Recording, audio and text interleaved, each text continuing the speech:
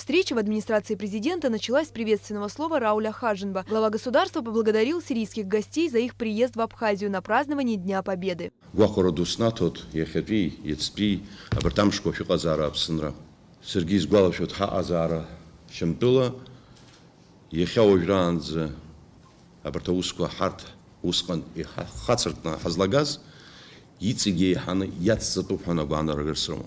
В свою очередь, представители иностранной делегации поблагодарили абхазское правительство и народ республики за приглашение и поддержку сирийской диаспоры в Абхазии. Мы хотим сперва вас поздравить с вашим переизбранием. Мы хотим тоже передать приветствие от спикера парламента Республики Сирия. Еще хочу добавить, передать от сирийского народа поздравления абхазскому народу и желать им успехов и удачи.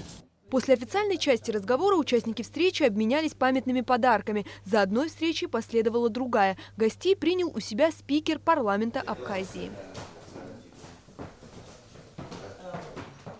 Приветствуя гостей, Валерий Кварча выразил надежду, что работа по линии сотрудничества законодательных органов двух стран будет продолжена в конструктивном ключе.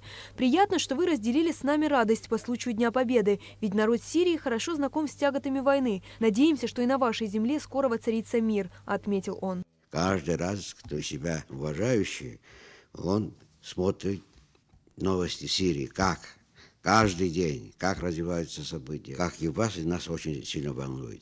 На самом деле сильно волнует. Мы, как никто, можем понимать друг друга. Депутат сирийского парламента Айман Ареф Харук в разговоре со спикером пожелал развития и процветания абхазскому государству.